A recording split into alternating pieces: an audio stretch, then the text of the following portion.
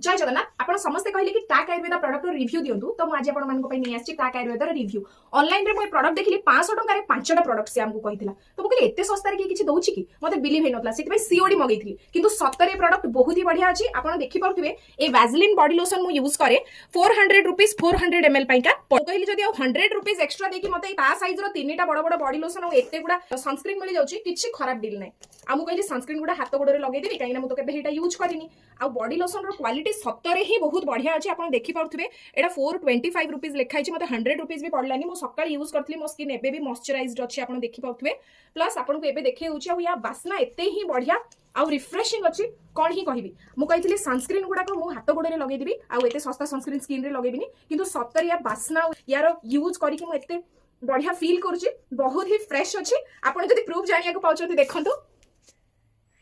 madam बढ़िया वासना सत्तरे ना कौन सतरे